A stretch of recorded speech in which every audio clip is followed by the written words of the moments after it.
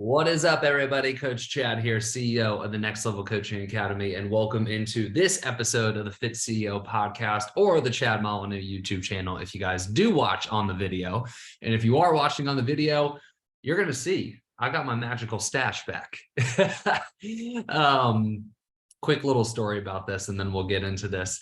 The reason the stash is back is, as you guys know, I get married in 12 days. And I just wanted to pull a prank on Caitlin. No, I'm just kidding. The reason the stash is back is I got a new electric razor and I kind of fucked up. So as you guys know, I have a beard and I was trimming the beard and I trimmed it too high and it legitimately became a chin strap. And Caitlin wouldn't let me hear the end of it. So she was making fun of the chin strap. I honestly thought it looked good. Her dad thought it looked good. Her mom didn't really like it. But needless to say, I said, all right, I'll make you a deal. I will cut off the chin strap if you let me have the mustache. And she said yes. And obviously the rest will grow back. It'll grow back even. Hopefully it grows back in time. Like I said, the wedding is in 12 days. So we'll see how fast this thing can grow. It's looking pretty like it hasn't grown much in a day. So hopefully I'm not rocking the stash on wedding day. But anyways, welcome into this episode, guys. This one's going to be a fun one. All right, I'm huge on documenting. I used to be much better at it. If you actually go to my YouTube channel, I have hundreds of videos of when I just started my online fitness coaching business and documenting that part of my journey. And I'm a huge believer in documenting. Like I said, I was better at it then than I am now. But this thing I really want to document, and that is Caitlin and I's relationship. You know, I started off the podcast this way. We're getting married in 12 days. And what we want to do is after we're married, which is July 22nd is the day we get married. After we're married, we're staying in Cabo for an additional week. And we want to record a podcast together about the marriage experience and really just about our relationship as a whole. If you guys don't know this, Caitlin and I are high school sweethearts.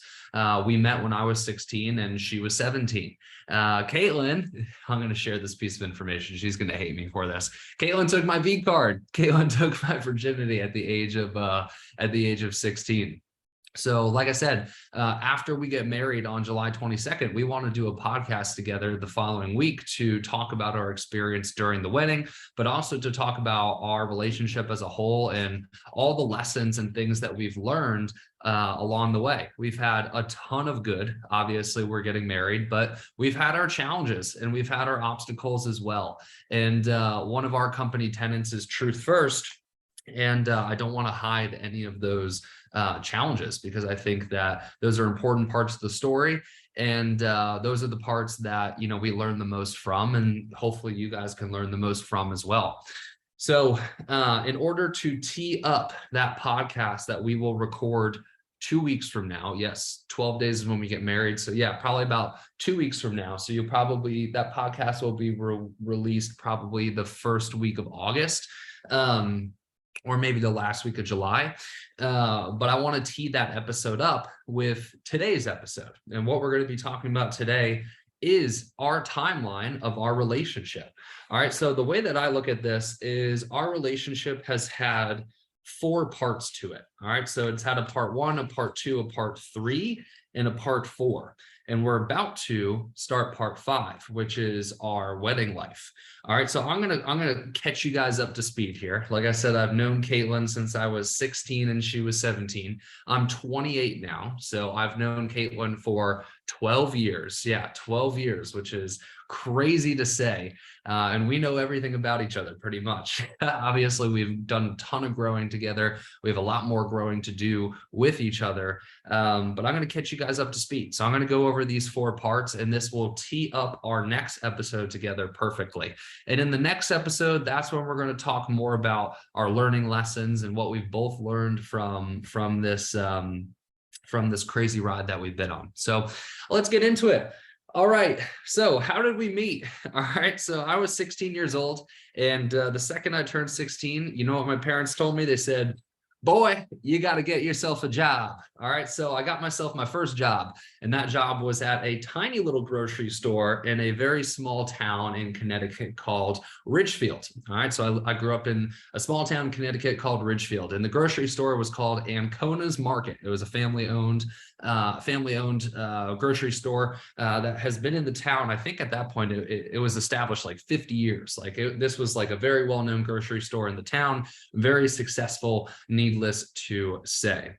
All right, so I started off as a very humble position of, I forget exactly what they called it, but basically what my role was is I would stock the grocery shelves, and I would make sure that everything looked nice and tidy. And if we got a new shipment, I would bring the new shipment out and set everything up. Right, so very entry level for a 16-year-old.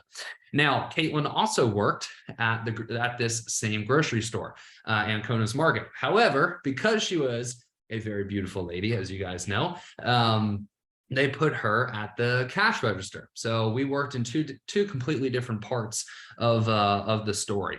And, we would say hi in passing, and, we would, do little jokes and things in passing, but we didn't know each other. She was a senior in high school and I was a junior in high school. We both did go to the same high school, but our cliques, our friend groups, we're not friends with one another, right? She was older. She was also a lot more popular. She was like the popular girl in school. She was also considered like the prettiest, one of the prettiest, if not the prettiest girls in the school as well. And I was like moderately popular. I played sports. I was good at sports. I was on varsity when I was a sophomore, but I wasn't like one of the super popular kids. If you were going to be one of the super popular kids, you were going to have to be a big time partier. And I wasn't really a big time partier. I loved to work out, and I loved sports, and I wasn't like super duper into partying. So I was like moderately popular. So we didn't really know each other. But like I said, we would talk in passing and things of that nature, and we would make like friendly jokes. We were friends.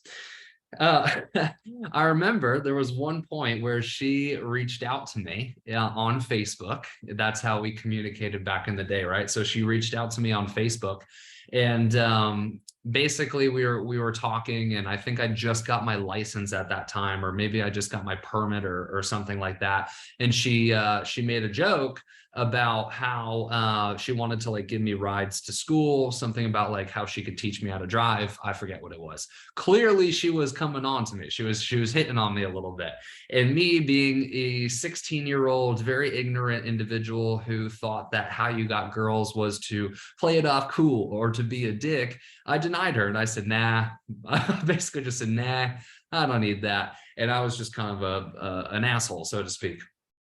So I did deny Caitlin right off the bat, which was kind of funny.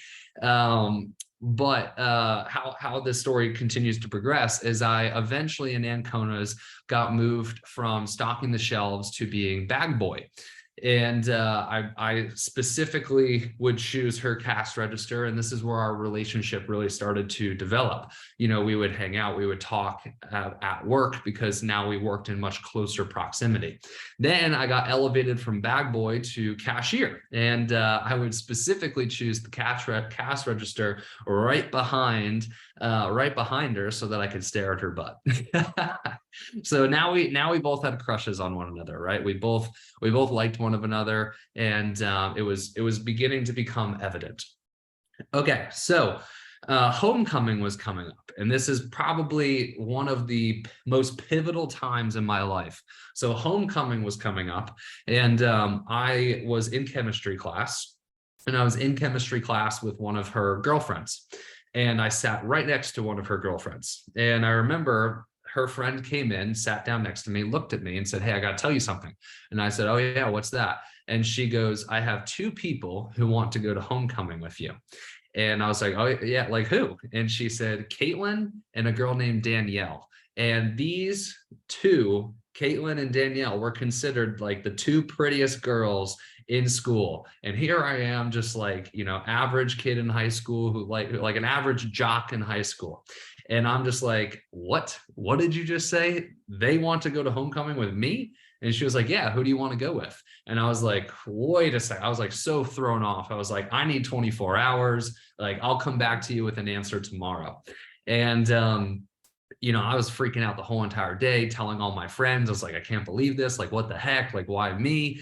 And I remember I called my friend Brian, and I probably spoke with my friend Brian for hours on the phone trying to make a decision on who I was going to go with. And ultimately, I chose, obviously, to go with Caitlin.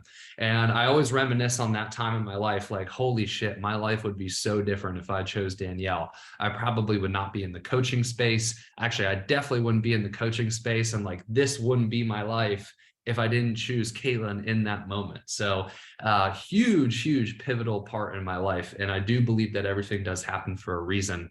And clearly that choice happened for a reason. So we went to homecoming together, and this is where the relationship once again started to really flourish. At homecoming, Caitlin gave me a infamous hickey, and this was my first hickey ever, and I had this huge welt on my neck.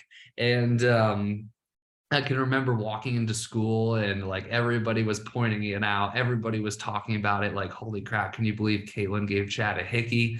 And I became a little bit more popular, needless to say. I was the junior dating the senior, and it was like a big deal at the school. And yeah, I didn't know what to do with the popularity, because it wasn't something that I sought out. It wasn't really something that I wanted, but it certainly was a fun experience, to say the least, to be dating a senior as a junior. It was a cool thing.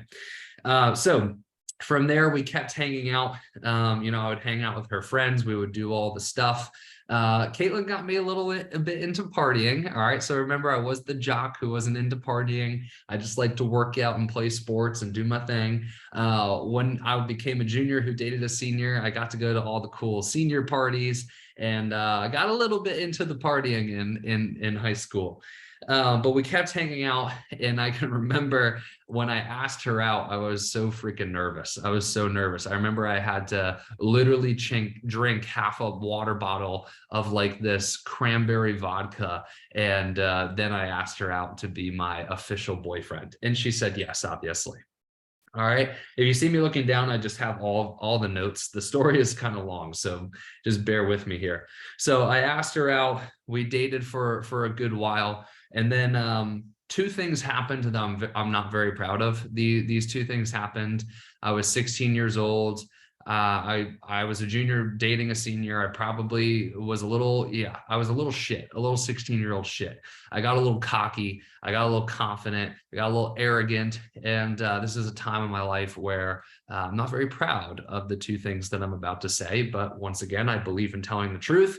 I believe in not hiding any part of a story. So I did end up cheating on Caitlin at the age of 16. I cheated on her with a girl who was in my grade. We did end up staying together, and I did happen to make that mistake again. And I did end up cheating on Caitlin twice in high school as a 16-year-old. I'm not going to make any excuses. I don't care that I was young. I don't care that I was getting hot-headed. I don't care about all those things. I should have never done that. And I don't condone those actions at all. Cheating is a absolutely horrible thing. So like I mentioned, I cheated on her again. That's when we officially broke up in high school. She began to date somebody else, and I went off to college. And that's the end of part one. All right, now we're going to move on to part two. So a lot of you guys know that I was not very big into college. I went to 4 colleges in 5 years, and college, needless to say, was not really wasn't my strong suit.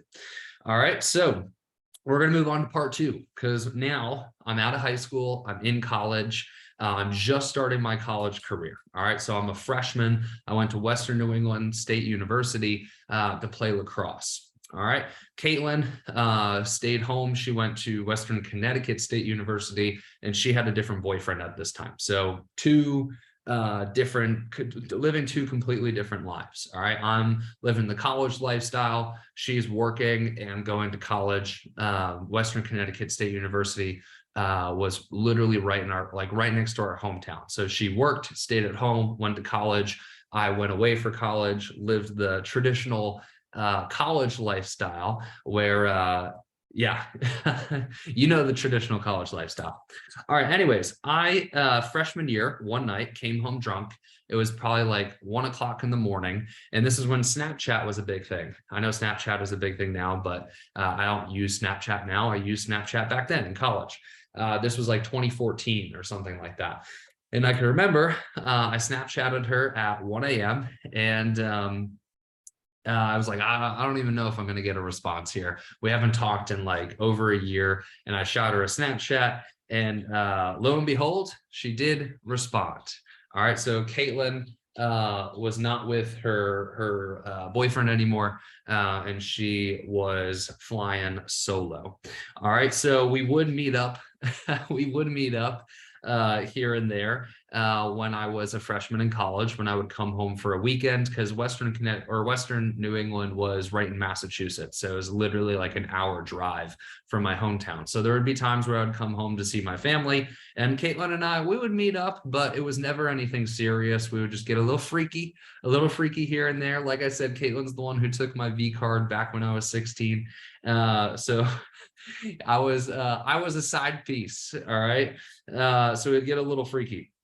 All right, so I did one full year at Western New England, and then I transferred to UConn. I said, I'm out of here. This isn't for me. I don't want to play lacrosse anymore. I'm going to transfer to UConn. So I transferred to UConn, and terrible. Partied the most probably ever when I was in UConn. I put on a little bit of weight at UConn as well. I had like a 1.6 GPA. So yeah, class act, Chad, right? And she stopped responding to me at UConn. I remember I was like, we were Snapchatting, right? We were hanging out, we were doing our thing. And then she stopped responding to me at UConn. And then I transferred to Springfield. So I did a fall in UConn. And then that same year, the spring semester, I went to Springfield, which was back to Massachusetts. That's when we started to hang out again, like when I would come home from the weekend. So we'd start hanging out again. We never were officially dating, but we would hang out when I was home. All right. And then, believe it or not, I transferred colleges again. All right. So I went to yet again another college. I went to Western Connecticut State University, which is the same college that Caitlin went to. So once I was done with the spring at Springfield College, I said, you know what? Maybe this whole staying away at college thing isn't for me. I think I'm going to come home. I'm gonna stay at home, and I'm gonna go to a local college as I kind of just figure things out. So I traveled back to Connecticut, lived with my parents, went to Western Connecticut State University. That was the same college that Caitlin went to. And yes, I know you're probably thinking it. Yes, I did purposely go back to Western Connecticut State University so I could hang out with Caitlin more. I didn't tell my parents that, because they were like, are you coming back just for Caitlin, or is this truly what you want? And I was like, no, this is truly what I want. I promise you, I swear. I lied. I came back for Caitlin. Okay, I did. But this is really a really important part of the story, because this is where Caitlin introduces me to online coaching. So Caitlin comes over one night, and I'll make this a long story short, but she comes over one night, and she's like, I want to show you, because she knows I'm into fitness, right? She knows that like fitness is a huge part of my lifestyle. I'm like a workout maniac at this point, like working out twice a day. Like I lived and breathed fitness at this stage in my life. And Caitlin came over. She was like, I want to show you somebody. And she pulls up Christian Guzman's YouTube. And this must have been like very early in Christian Guzman's career. And we started watching it, and I was just kind of like, this doesn't make sense, because I was also doing some in-person training. So I was like, this guy's driving like an Audi R8. He's doing online coaching. Like, what the heck is this? I was kind of apprehensive to it. As I usually am. I'm a little apprehensive when I meet people for the first time. I'm also a little apprehensive whenever like a new idea is introduced at the first time. Probably a character flaw. But I walk Caitlin out. We're done hanging out. I come back downstairs, and Christian Guzman's still on the TV. And I stayed up till about 2 a.m. that day, and I just binged watched Christian Guzman. And by the end of that binge watching, I said, this is what I want to do. I said, I am going to create this lifestyle for myself. What I am watching is what I want to create. And that's where my vision of online coaching and just building this empire really started. It started because I did come back to Western Connecticut State University, because I did rekindle with Caitlin, and she introduced me to Christian Guzman. So at this point, we are officially dating. And we did a lot at this point. We started working together at a gym.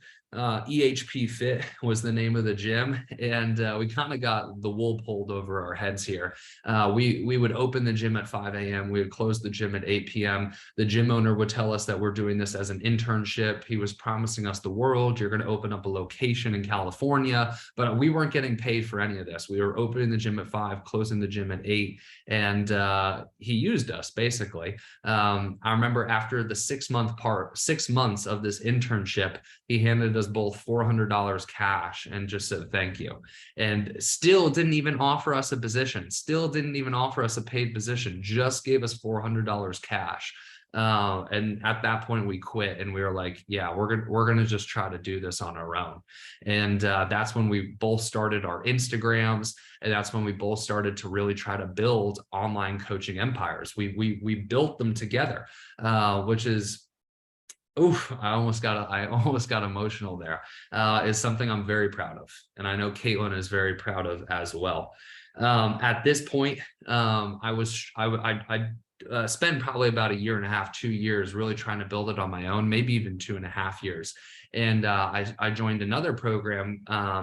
I joined a business coaching program at that point. And I was like, this is going to be my make it or break it. I'm going to join this business coaching program. And that's where things are going to really blow up. Because for that 1.5 to 2.5 years, Caitlin and I struggled. Like we were trying so hard to make this online coaching thing happen. And we were pushing each other. When I was down, she would push me. When she was down, I would push her. And we just kept failing and failing and failing and failing. And that's when I said, I think we need to start getting some help. And I didn't have like any money. This is when I was like, you guys have seen the videos. This is when I was like depositing the water bottles. This is when I was like doing all these odd jobs. Like I remember there was one on like, it was either Thanksgiving Eve or Christmas Eve, where I was blowing the leaves of this guy's house just to come up with some extra cash. And I did all that to be able to invest in this business coaching program.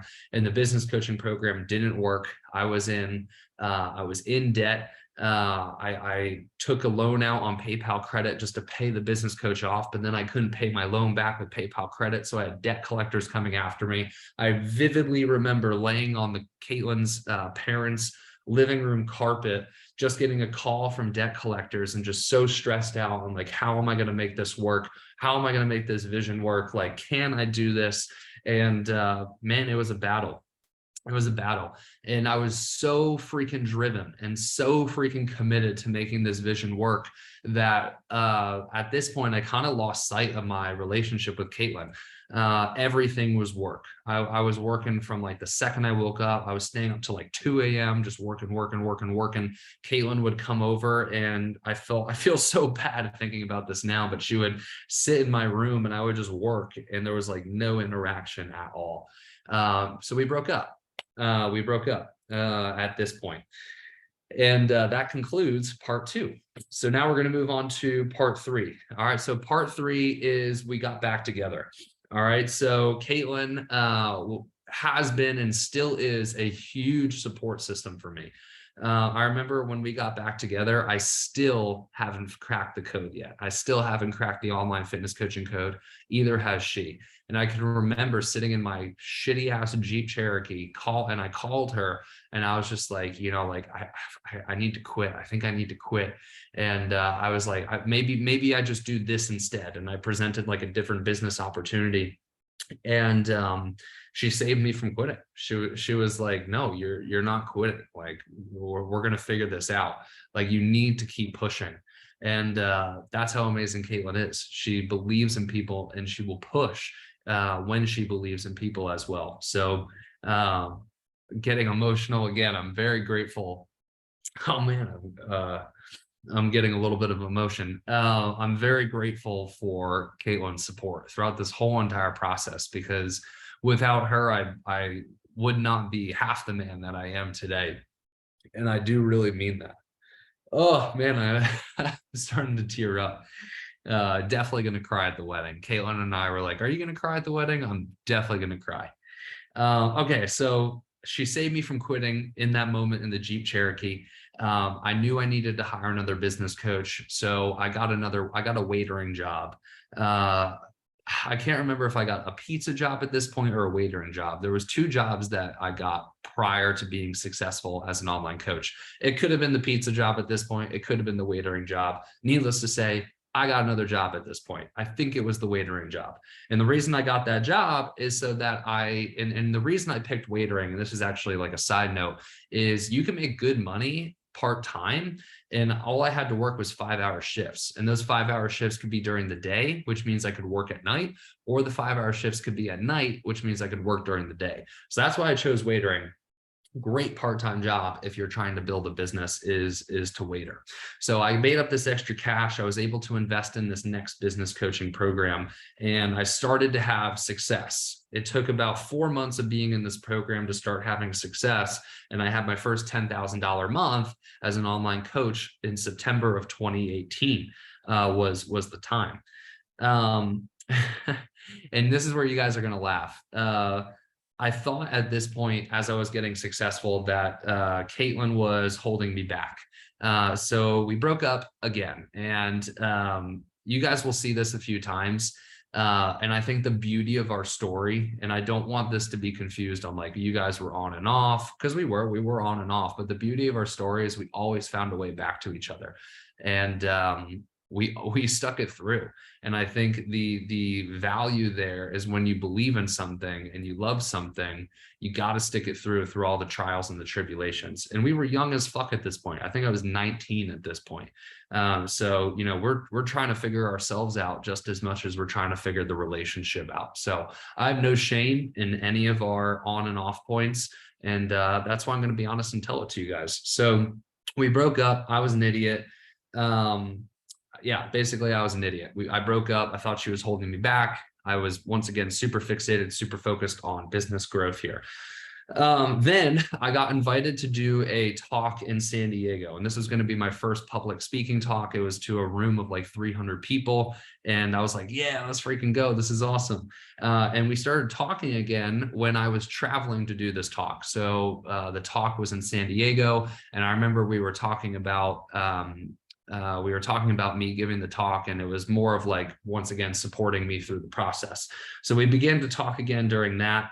And from there, we started hanging out. I think we got back together, and I'm going to just expedite this part of the story because this was a decent amount of time. But after I got back from San Diego and giving that talk, her and I traveled to Utah together. Then we traveled to Austin together. Then we traveled to Miami together. So we did this stint where we were back together, and we did a ton of traveling. All right, we broke up again. I'm not sure why we broke up again, but we did. Okay, we broke up again. All right. At that point, I was kind of, if we were looking at a graph, my success was going up. So I was becoming more successful at this point, and I was still a part of this business coaching mastermind. Caitlin joined this mastermind, and we actually traveled down to Austin together to be at this masterminds event. So this event, they had an event in Austin, and we went to the event together. We've been to Austin one time before, and it was a place that we were considering living together. Except, hold on, actually, I gotta look at this. Yeah, when we went down to Austin together, we actually weren't officially boyfriend and girlfriend. Remember, we were broken up. So when we went to this business mastermind, yes, that's how it went. When we went to this business mastermind, we were both single. And I remember vividly now that I'm talking about it, I was deciding between a couple of different places that I wanted to live, and so was she. And and on both of our lists was Austin. Austin was on my list, and Austin was on her list. So we both traveled down to this business mastermind, and we ended up staying in Austin together for 6 weeks. We weren't officially boyfriend and girlfriend throughout the whole entire process. So throughout the whole entire process, we were not actually officially dating. We were just hanging out at this point. And I can remember we were in our rented car. It was some shitty, I forget what it was. It was some shitty car that we rented. And we were driving up to the Austin Zoo. And I remember this really vividly. We're on the highway. We're driving up to the Austin Zoo. And Caitlin gave me an ultimatum. The ultimatum that she gave me was, well, she said, I'm moving to Austin. She said, I'm moving to Austin. I'm going to move here with or without you. You could choose to come with me, or you could choose not to. And she gave me that ultimatum, and I said, fuck it. I will move with you. And we got back together. And this is the last time that we will ever have to get back together, because now we're officially going to be getting married. I'm getting emotional again. So we spent this 6 weeks in Austin. We went from Airbnb to Airbnb. Caitlin gave me the ultimatum, and I said, fuck it. I'm coming with you, babe. I'm coming with you. So we came back to Connecticut after our 6-week stint. I remember we spent a few weeks in Connecticut. We told our family our decision.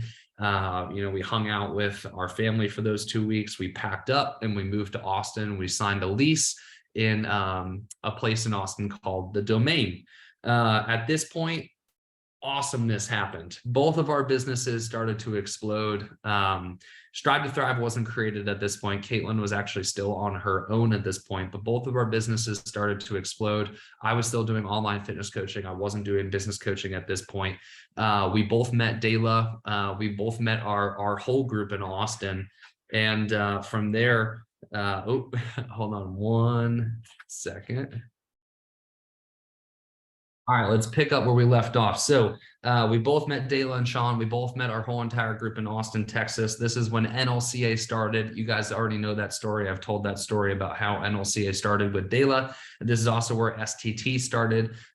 This is where Caitlin met Sarah. And once again, both of our businesses were exploding, and we were living the rock star lifestyle. We were traveling. We were going out with friends. We had an amazing friend group. We're in a new city, right? We're loving life. All right, I'm going to expedite this. I'm going to expedite this part of the story, but we moved from The Domain to downtown Austin, Texas. We got Mila. We traveled a bunch. And this part of our story was probably the most transformative part of our story, because now we're adults. We're both doing well in our career. We both have found ourselves, right? A lot of our previous part of our story was us finding ourselves. And at this point, we have found ourselves. And like I said, we went through all these different challenges, all these different trials and tribulations, and we kept finding each other and finding each other and finding each other. And we both ended up in Austin, Texas. And for the past 4 years, we've been in Austin, Texas, building our relationship. And that eventually led to, as you guys know, me engaging with Caitlin on August 29th or 30th or 27th. It's somewhere in that range is when we officially got engaged. And now in 12 days, we're going to be getting married in Cabo San Lucas. And I'm going to end it off here. We're going to put a little pin in our story right here, because as I said, we're going to do a part 5, and I want you guys to stay tuned for part 5, because I've covered part 1 of our story, part 2 of our story, part 3 of our story, and part 4 of our story. But part 5 is going to be talking about the wedding, the experience of the wedding. And then we're going to loop Caitlin into this as well, get her perspective on our story. And we'll be talking about all the learning lessons that we've had together up until the point of marriage and beyond. So thank you guys for listening. It means the world that you even care enough to listen to this. And I know Caitlin does as well. So I'll see you guys in the next one. Peace.